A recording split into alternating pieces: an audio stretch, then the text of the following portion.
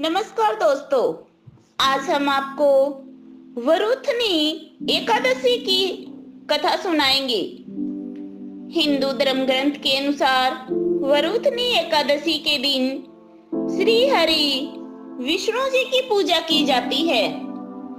कहा जाता है कि कुरुक्षेत्र में सूर्य ग्रहण के समय एक मन स्वर्ण दान करने से जो फल मनुष्य को मिलता है, वही फल वरुथनी एकादशी का व्रत करने से प्राप्त होता है। एकादशी का सभी व्रतों में सबसे प्रमुख माना गया है। इस बार वरुथनी एकादशी 4 मई शनिवार को मनाई जाएगी। इस एकादशी व्रत को सुख और सौभाग्य का प्रतीक माना जाता है।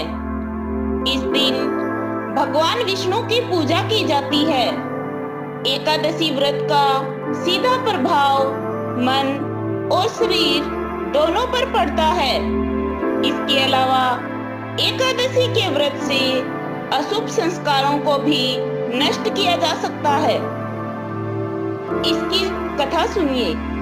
प्राचीन काल में नर्मदा नदी के तट पर मानधता नामक राजा राज्य करता था। वह अत्यंत दानशील तथा तपस्वी था।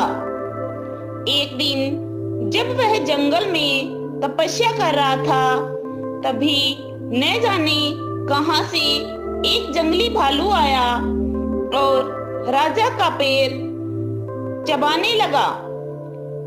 राजा पूरा व्रत अपनी तपस्या में लीन रहा। कुछ देर बाद पैर दबाते चबाते भालू राजा को घसीटकर पास के जंगल में ले गया। राजा बहुत घबराया, मगर तापस धर्म के अनुकूल उसने क्रोध और हिंसा न करके भगवान विष्णु से प्रार्थना की। करुणा भाव से भगवान विष्णु को पुकारा। उसकी पुकार सुनकर भगवान श्री हरि विष्णु प्रकट हुए और उन्होंने चक्कर से भालू को मार डाला। राजा का पैर भालू पहले ही खा चुका था। इससे राजा बहुत ही शोक हुआ था। उसे दुखी देखकर भगवान विष्णु बोले, हे वत्स, शोक मत करो।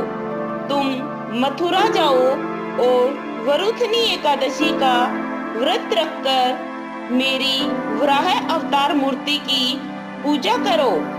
उसके प्रभाव से पुनः सुदर्डंगों वाला हो जाओगे।